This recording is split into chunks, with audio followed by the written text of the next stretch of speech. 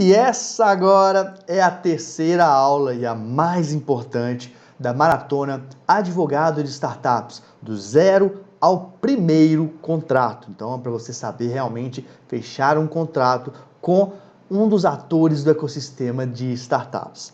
Essa aula 3 veio antecedida de duas aulas muito importantes que você não pode deixar de assistir. Se você não assistiu às aulas 1 e 2, pare aqui agora e vá assistir às aulas 1 e 2. A aula 1 te ajuda a destravar as suas habilidades e a aula 2 te ajuda a enxergar por que você é tão importante no mercado de startups e por que você está fazendo falta, e ajudar essas startups vai te dar muito mais dinheiro, tá? Então assista elas primeiro e aí você vai conseguir aproveitar o máximo que essa aula de hoje, essa aula de agora tem a te oferecer.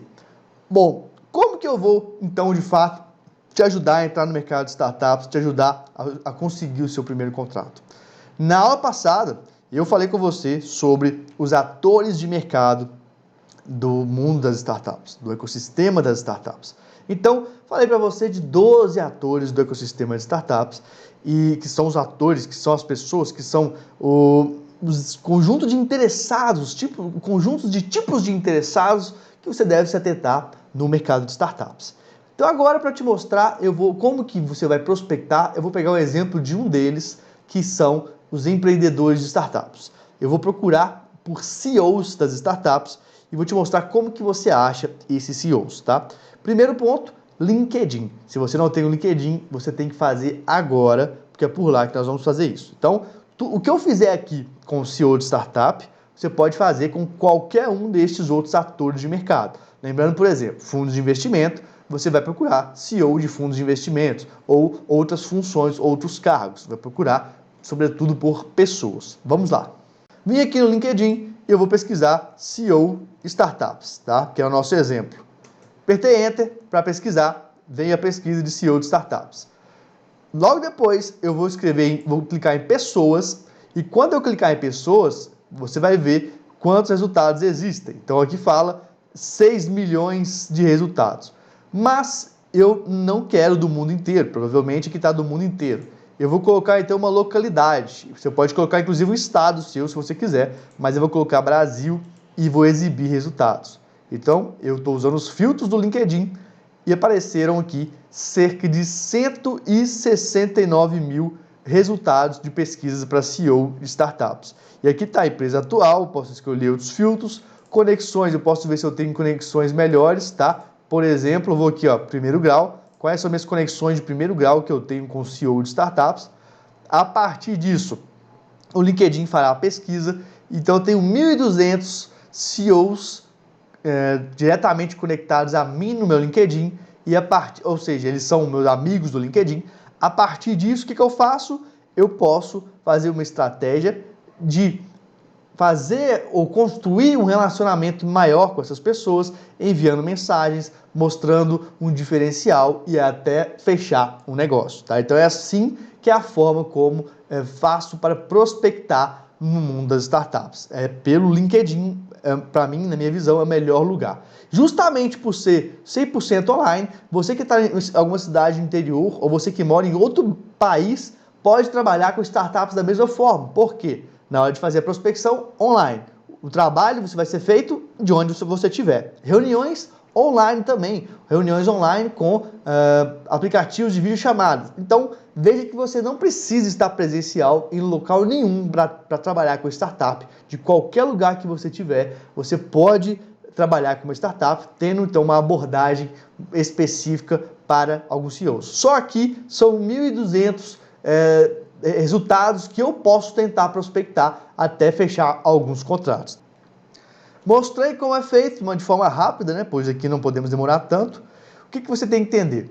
Tudo bem, Marcílio, mas o que eu posso oferecer para os empreendedores de startup, por exemplo, para o mercado de startups? Se você tem dúvida, não sabe o que pode oferecer, eu vou te mostrar uma linha do tempo dos serviços jurídicos de um advogado de startups, de acordo com as fases da startup. Então, cada startup, as startups possuem diversas fases diferentes de evolução, e em cada uma dessas fases você consegue ver quais são os serviços jurídicos que você tem que oferecer.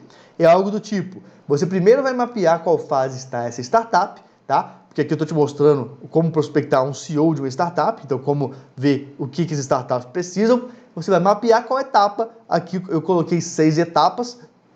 Mapeando essa etapa, você vai saber exatamente o que pode ser oferecido. Então, a primeira etapa é a fase da ideia. É aquela fase que a pessoa tem uma ótima ideia, poxa, tem uma ótima ideia, eu quero fazer aquilo virar uma startup, eu acho que eu posso resolver o problema de muita gente com essa minha ideia e ganhar um bom dinheiro com isso.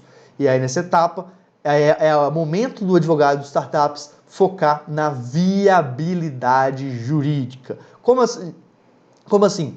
A ideia é lícita? Existe alguma lei que define essa ideia? Existe alguma lei que proíbe essa área que a pessoa quer prospectar? Esse tipo de negócio é regulamentado, como por exemplo o caso de bancos? Existe a obrigação de ter alguma certificação ou algum registro em um órgão específico, como uma Lawtech, que resolva problemas jurídicos, ou uma Health Tech, que resolva problemas de saúde? Será que a pessoa tem que ter um médico lá dentro, por exemplo? Consigo desenvolver a regulamentação junto ao legislativo, ou seja, isso aconteceu muito com o Uber, por exemplo. Não tem uma regulamentação específica, eu consigo fazer um trabalho de desenvolvimento disso? E aqui nesse ponto, serviços principais que você pode oferecer é pesquisa de viabilidade jurídica, para ver como é que está o cenário todo, tá? E também pesquisa de viabilidade de construção legislativa. A parte 2 é a parte da formação da startup. Na minha visão, ainda não é hora de registrar a empresa, ainda não é hora de criar o CNPJ. Calma, tá? Se você for afobado neste momento, pode atrapalhar um pouco o empreendedor e até mesmo atrapalhar de fechar com ele. Aqui nesse momento, é hora de ver como é que vai ser a formação do desenvolvimento dessa ideia. Então, o empreendedor vai empreender sozinho, vai ter sócio, qual o time ideal para colocar a ideia em prática? Qual o time ideal? Eu preciso de um programador, eu preciso de alguém de marketing, eu preciso de alguém de vendas, tá? E você, como advogado de startups, vai, inclusive, ajudar nessas questões, porque a minha visão, como eu falei com você nas aulas passadas, é que o advogado de startups precisa ser um viabilizador, uma viabilizadora de negócio, muito mais do que somente um jurídico. Um momento importante aqui pode ser a elaboração, um serviço importante, a elaboração de um MOU, que é um Memorando de Entendimento entre Sócios, que é um documento que vai explicar exatamente o que os sócios estão pensando do desenvolvimento do negócio, como é que vai ser a remuneração, como é que vai ser se um sócio quiser tirar um ano sabático e não trabalhar, ele remunera, ele não remunera. Então, todas as ideias dos empreendedores logo no início vão ser colocadas no documento para poder regimentar a construção da startup daí para frente. A terceira fase da startup é a fase de criação, de tração de fato. É quando realmente vai criar o CNPJ, criar uma pessoa jurídica, buscar o crescimento dessa startup. Antes disso, pode ser que, como está em validação, como não sabe ainda se vai dar certo, se tem algum indicativo que aquilo vai dar certo, que é um teste, não sei, na minha visão, não é o melhor momento de criar o CNPJ. Aqui já começa a ficar interessante. Então o negócio já possui viabilidade jurídica, você já fez o trabalho de viabilidade, posso fazer. Eu quero fazer uma startup que eu faço vendas de cocaína. Não pode, não tem viabilidade jurídica, então já brecou. Mas ele está dizendo que é uma startup de entrega de alimentos congelados, por exemplo. Opa, posso. E aí, viu que a startup possui viabilidade jurídica, o empreendedor, então, vai começar a colocar a mão na massa com mais intensidade para desenvolver aquela solução e resolver a dor do mercado, resolver o problema das pessoas que serão os clientes. Nesse momento, as questões principais é como contratar desenvolvedores, programadores, designers e outros prestadores de serviço, como é que vão ser esses contratos, o que eu vou colocar para poder proteger, quais são as especificidades das entregas. Então, serviços aqui que são importantes, que você pode oferecer, contratos com terceiros, tá? Dos mais diversos tipos que a startup precisar, contrato de vesting, que é o contrato que um possível sócio vai vestindo as ações, ou seja, ele tem a opção de virar sócio de um percentual cada vez maior para poder atrair grandes cérebros, digamos assim, grandes profissionais, é uma das formas para isso.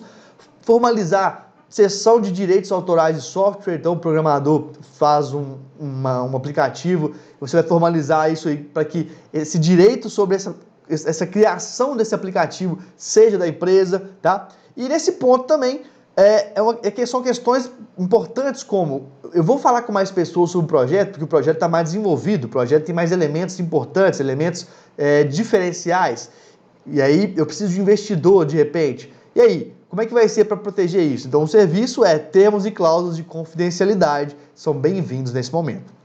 A quarta fase é a fase de validação, tá? Então, neste momento já tem mais testes moderados do produto mínimo viável, então você está crescendo, está validando, está melhorando, está otimizando, tá? E aí sim, pode tanto formalizar na fase anterior, a empresa criando o CNPJ, ou formalizar na quarta fase, na fase da validação, tá? Então ver o tipo societário, o regime de tributação, ver pesquisa prévia no INPI para olhar a questão de registro de marca e de patente. Aí essa parte é muito importante, você pode oferecer isso para startup. A quinta fase é uma fase de operação e escala. Então, a empresa, a startup, ela já está funcionando, mas é uma fase de crescimento ainda maior da escala, tá? Quando eu falo tração aqui na fase 3, é igual um carrinho, eu tô dando aquela ré para começar o impulso. Aí não, aí a quarta fase já validou, já está crescendo e começa a focar ainda mais em operar e em escalar, em crescer. Nesse momento, é um oferecimento ao público em grande escala, então começa a um oferecimento em massa da solução, começa a ter muito mais cliente, muito mais gente atendida, e nesse ponto, relacionamentos com os clientes precisam estar bem delineados. Então tem termos de uso, política de privacidade, formalização dos negócios diversos, tá? Pode já pensar no compliance, ou seja, numa conformidade com as diversas leis, inclusive leis internas, normas internas, para otimizar o trabalho. Na fase 5, fase da escala, é uma fase de otimização. É uma fase de fazer a empresa crescer cada vez mais, tá? E aí, governança trabalhista, governança de dados, ou seja, fazer toda essa vistoria para a empresa crescer saudável, para a empresa crescer forte, crescer com muito valor de mercado. Até porque tem a sexta fase, que é a fase dos investidores. Não quer dizer que até a sexta fase não teve investimento na startup. Teve. Mas aqui eu estou te falando principalmente sobre investimentos maiores. A sexta fase é a fase que a startup começa a ganhar muito mais grana, muito mais investimento para, de fato, virar grande, de fato, virar gigante. Então, eu digo que a sexta fase é a fase do mercado fazer parte do negócio.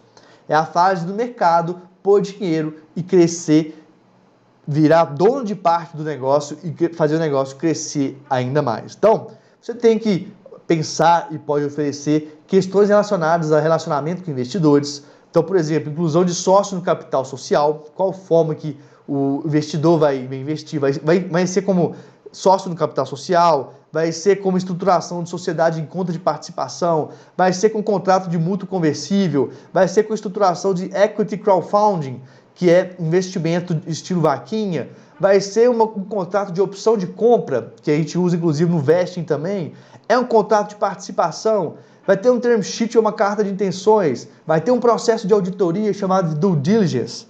Tudo isso pode ser oferecido nesta fase da startup. Eu quero que você entenda que aqui eu estou passando um voo panorâmico, tá? Tudo isso que eu estou te ensinando, por exemplo, no meu curso, eu gasto lá, eu uso mais de 70 horas para explicar de forma específica tudo isso e mostrar como é feito e mostrar modelos. Aqui eu estou te dando a ideia de como que funciona tudo para você entender, tá bom? Bom, e aí?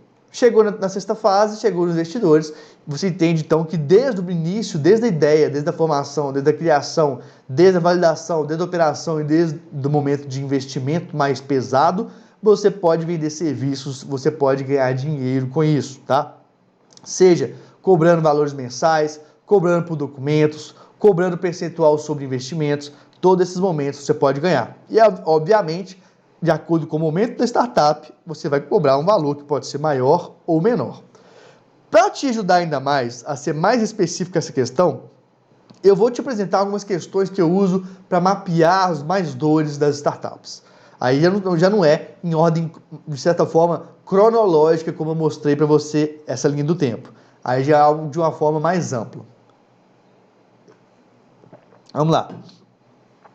Perguntas, então, para mapear as necessidades jurídicas das startups. Eu separei para você por temática. Quando eu falo da estrutura da empresa, qual que vai ser o tipo societário dessa startup? Vai começar, então, às vezes, como uma MEI? Vai começar com uma limitada, que é mais comum? Vai para uma SA? SA normalmente está relacionada ao aporte de investimentos? Quais serão as atribuições de cada uma das pessoas envolvidas? Então, quais são as funções das pessoas? Quais são as funções dos sócios? Tudo isso. Como será a administração da sua startup? Quem vai administrar? Tem conselho de administração? Não tem? Tá? Haverá pagamento de prolabore? E se vai ter a partir de quando? A partir de quanto de dinheiro? Tudo isso são questões que você vai perguntar para o empreendedor, ele vai ver que ele não sabe e vai precisar de você para ajudar. Equipe. Quem são os colaboradores da startup? Quais são as pessoas? Quais são os perfis? Como que eu vou otimizar o trabalho dessas pessoas? Quais são as condições de trabalho? Então tem uma questão trabalhista aqui, uma questão que não é só trabalhista, mas de otimização, de melhoria de resultado. Os colaboradores estão formalizados ou não tem nenhum instrumento que formaliza o trabalho dos colaboradores? Quais são as obrigações trabalhistas que a startup está sujeita? Tem alguma obrigação trabalhista específica? Tem alguma forma de repente, colocar a galera toda de CNPJ? E aí, como é que funciona? Tá? Acho que dá para pegar a ideia. Depois, quando eu falo em regulação, quais são as obrigações decorrentes de eventuais normas específicas? Então, é um mercado regulado? É um mercado que tem regulamentação específica, regulamentações, inclusive, administrativas específicas? Então, é uma fintech? Eu tenho que seguir resoluções do Banco Central? Quais são as normas específicas das atividades da startup? Então, especificamente com uma startup de importação de cannabis, por exemplo. Como é que faz? Porque pode importar cannabis para o Brasil, mas existe uma série de medidas que devem ser observadas. Então, tem que olhar isso. Quando eu falo de modelo de negócio, aí você vai ver que aqui não é somente jurídico, tá? O advogado de startups, como eu já te falei, é um viabilizador de negócio. Então, qual que é o modelo de negócio da startup? Como que ela remunera? Qual o caminho que deve ser feito internamente? Quais são os workflows internos, ou seja, os passo a passo internos que devem passar os serviços, por quais pessoas os serviços passam? Qual a solução que está sendo dada aos problemas dos clientes? Então, qual é o problema que a startup resolve? Como que ela resolve? Qual a tecnologia existente na solução? A startup usa uma inteligência artificial, usa o blockchain, isso é importante, isso não é? Como funciona a estrutura de marketing em vendas? A estrutura de marketing em vendas das startups, ela é bem montada, ela não é? E se você sabe muito dessa área, você pode ajudar essa área, vender serviços relacionados a essa área também, não só jurídicos. Quais são os concorrentes? Quais seus diferenciais com relação a eles? Então, a startup que você está trabalhando para ela, quais são os concorrentes dela? Quais são os diferenciais da startup, que vai ser o seu cliente, com relação aos concorrentes? Isso aí ajuda a ter maior inteligência de mercado. Nós chamamos de benchmark, uma análise de mercado. O que você busca? O que o empreendedor busca? Ele busca indicações, busca sócio, busca investidor, busca cliente, porque você pode ser a pessoa que vai trazer essas pessoas ou essa busca do empreendedor para dentro da startup e pode ser remunerado também por isso. Depois, no campo concorrentes, existe acordo de não concorrência com os sócios e equipe? Existe algo que, falando o seguinte, se a pessoa sair em determinado período, ela não pode concorrer? Existe uma documentação para isso? Como a startup se protege contra o vazamento de documentos e informações para concorrentes? Existe uma multa? Existe uma sanção? Existe alguma forma de proteger o vazamento, disso não acontecer? As práticas comerciais estão de acordo com a legislação concorrencial?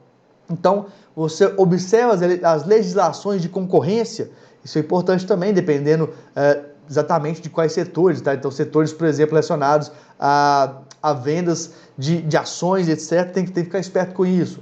Dados e mundo digital, qual a política de privacidade dos dados coletados? Os dados de seus ciclos já foram mapeados? A contratação do cliente é online? Como é que está a proteção da privacidade? Existe pelo menos uma ou mais camadas de proteção da privacidade? Tudo isso pode ser questionado. Sobre propriedade intelectual, você pode questionar quais medidas de proteção da propriedade intelectual foram adotadas. Tá? De que forma está sendo protegido? Tem segredo industrial? Proteção de registro de marca, registro de software? O que está sendo feito? há formalização da cessão dos direitos autorais do desenvolvedor ou não há? Tem que olhar isso também. Contrato com fornecedores e parceiros. Há obrigações contratuais assumidas que devem ser destacadas, que são obrigações-chave, que podem gerar prejuízos na startup ou que são importantes para o crescimento dela. Como estão formalizadas as relações com fornecedores e parceiros? Estão adequadamente formalizados, os documentos estão organizados, há uma comunicação interna, há uma revisão periódica, tudo isso pode ser colocado. Tributação do negócio, quais são os tributos incidentes, qual o regime tributário adotado, quais são as obrigações tributárias recorrentes, tá? E ainda, relação com consumidores, há um regulamento interno de experiência do cliente, há uma forma interna de melhorar a experiência do cliente, os contratos utilizados estão adequados, estão conforme o Código de Defesa do Consumidor, quais são as principais obrigações consumeristas que a startup está sujeita, está tudo corretinho, está tudo sendo seguido. Mais perguntas relacionadas aos sócios. Qual que é a participação de cada sócio do percentual? Há vesting em consórcio de participação condicionada a metas? Então, dependendo da meta que for cumprida, tem um vesting, o sócio tem o direito de comprar um percentual maior da startup, pagando um valor abaixo do valor de mercado. O acordo de sócios é completo, está tudo certinho, tudo minucioso. Quais são os documentos que formalizam a relação entre os sócios? Há algum documento? Há memorando de entendimentos? Há acordo de sócios? Há acordo de cotistas, no caso não limitada? Como é que é isso tudo? Investidores. Qual será a forma de investimento? Que tipo de investimento a startup vai receber? Quais são as prerrogativas do investidor? O investidor ele pode dar pitaco internamente na startup? Ele pode vetar algum tipo de tomada de decisão? Não pode? Então há direito de veto. Há algum prazo acordado para investimento? O investimento vai ser feito parcelado em alguns meses ou ano, tem algum prazo para poder o investidor pegar o dinheiro de volta? Como é que está tudo isso estabelecido? E aí, depois disso tudo que eu passei para você, veja bem, mais de 40 perguntas, tá? Que são perguntas para pautar a necessidade de uma startup. Por que isso é importante? Porque na hora que você vier aqui atrás, nos atores de mercado, for fazer uma conexão, for criar um relacionamento, lembrando que sempre cria um relacionamento, é o que nós chamamos de social selling, tá? Venda por meio das redes sociais e de relacionamentos. Depois que você criar o relacionamento, você vai fazendo perguntas para ir tirando essas necessidades, para entender na fase que a startup está e percebendo essas necessidades, às vezes perguntas retóricas para o próprio cliente perceber que ele precisa de você, e aí sim a necessidade está bem latente, a pessoa sabe que precisa de você, aí você vai fazer o quê? Você pode oferecer a sua assessoria. E para te ajudar de forma completa, eu estou te mostrando uma sugestão de plano que você pode oferecer para fazer essa assessoria, tá? Então eu vou te mostrar agora. Então é o seguinte, sugestão de plano de assessoria jurídica. E pessoal, isso tudo aqui é uma parte que eu estou te passando para você já conseguir fazer todo o trabalho.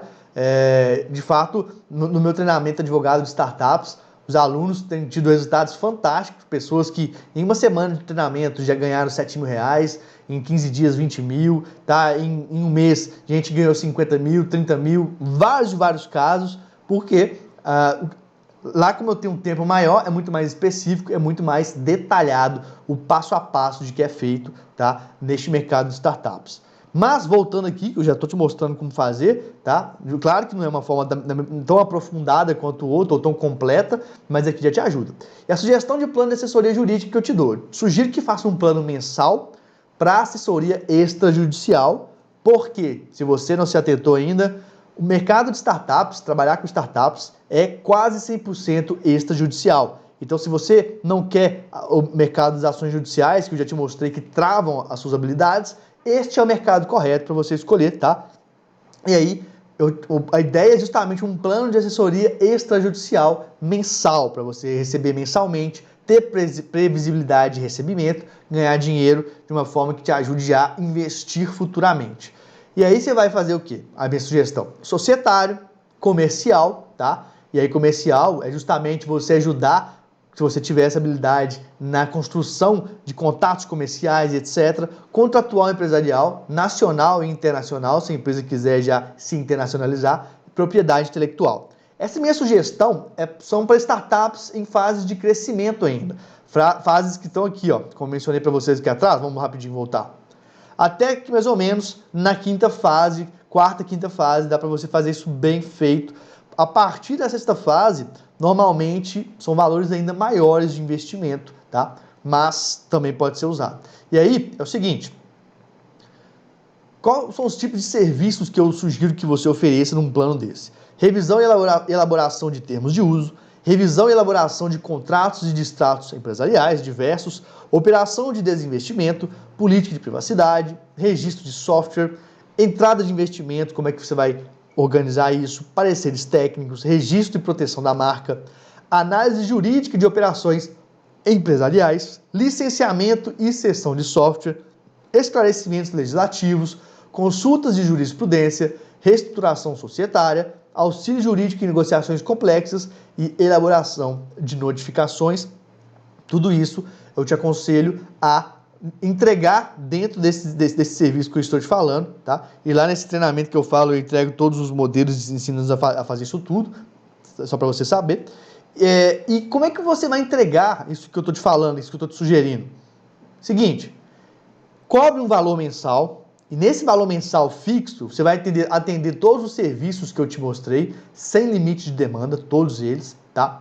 A ideia é que você contemple todas as necessidades do dia a dia empresarial de uma empresa de tecnologia, você seja um parceiro, uma parceira de negócios para estar lado a lado com essa empresa, cobrar um valor mensal, então, que equilibre o seu modelo com as necessidades do cliente. Então não adianta você também entregar tudo para o cliente e não equilibrar as suas necessidades financeiras, é bom você colocar algo equilibrado. Estabelecer previamente os valores que serão cobrados caso haja necessidade de demandas judiciais. Como eu disse, mais ou menos 90% do trabalho não tem processo judicial. Se tiver processo judicial, ou você faz, ou o que eu recomendo é tenha parceiros para você passar esses processos judiciais, você ganhar dinheiro em cima disso, mas não ter que operacionalizar o processo judicial.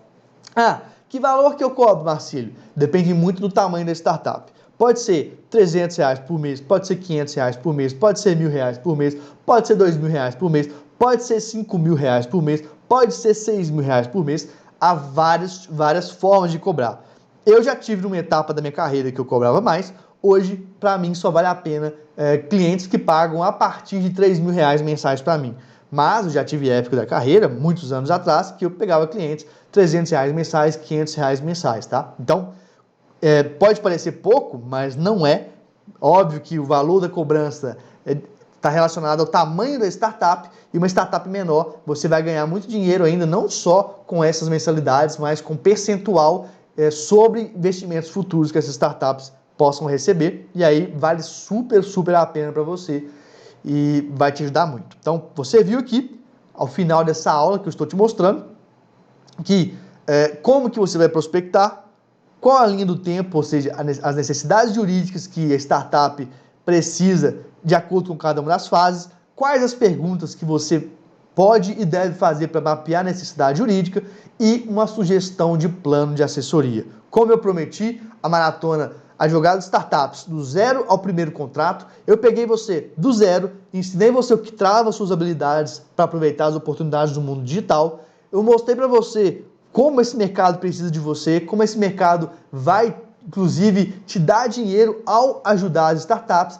E te mostrei agora como prospectar, tá? Como encontrar necessidade jurídica e qual tipo de plano você pode vender. Espero de fato que você consiga, sim, ser meu colega neste mercado de startups e também atuar neste mercado magnífico que, felizmente, eu já formei diversos parceiros, diversas pessoas que estão faturando alto, que estão tendo uma vida mais plena, mais livre e mais feliz. Um prazer gigantesco estar com você aqui nessa aula. Então, resumindo tudo o que te expliquei nessa maratona Advogado de Startups, para atuar neste mercado, que é o que mais cresce no Brasil e na América Latina, mês após mês, ano após ano, você vai precisar de destravar suas habilidades jurídicas, se adaptar às características do mercado, entender quem são e como prospectar os atores do mercado, entender as necessidades jurídicas das startups em cada fase de desenvolvimento delas, saber mapear outras necessidades diversas e oferecer planos que Equilibrem o seu modelo de negócio e as necessidades do cliente. Somado a essas soluções, eu quero também te recomendar o meu treinamento Advogado de Startups. Além de aprofundar em todos os aspectos tratados aqui na maratona, com módulos completos de precificação, construção do mindset do advogado na era digital e estratégias completas de prospecção de clientes, além de modelos para você usar na hora que quiser, o acesso no treinamento é vitalício. Isso mesmo, não é por 6 meses nem por 1 ano, é para sempre. E isso, pessoal, é um dos pontos que mais faz esse treinamento ser único para os alunos. Eu faço questão de manter um contato mais próximo com meus alunos e a esmagadora maioria deles sempre me dizem que o treinamento é o guia de suas carreiras como advogado de startups. Sempre que precisam de auxílio na área, recorrem ao treinamento e encontram a resposta. Justamente por isso, mantenho o curso sempre atualizado e todos os alunos, sem exceção, recebem as atualizações. Eu tenho uma ligação muito forte com este treinamento, não só pelos resultados que os alunos apresentam, que muitas vezes são melhores até os que eu já alcancei, mas também porque ali dentro tem tudo o que aprendi e aplico atuando como advogado de startups. Foi com este mesmo conteúdo que eu consegui sair de uma advocacia abarrotada de processos judiciais, lentos e desgastantes, para uma advocacia completamente inovadora, fluida e muito rentável. E se você quer seguir o caminho da inovação no direito, abandonar a atuação com processos judiciais que travam o seu desenvolvimento profissional e não depender de um escritório físico para atuar, esse treinamento é para você. Eu só não indico esse treinamento para quem, mesmo depois de tudo que apresentei durante essa maratona, ainda acredita no direito tradicional como o melhor caminho de fundamentar a sua carreira como advogado. Nesse caso, aqui não é o seu lugar, você não vai ter sucesso. Pessoal, eu gostei tanto desses últimos dias interagindo com os membros do grupo de WhatsApp que eu vou preparar uma condição muito especial para quem faz parte do grupo e quer se inscrever neste treinamento. Nos próximos dias eu vou revelar no grupo que condição especial será essa e como fazer para aproveitar. Eu agradeço muito a você que chegou até aqui comigo e vamos juntos, o seu lugar é lá no topo.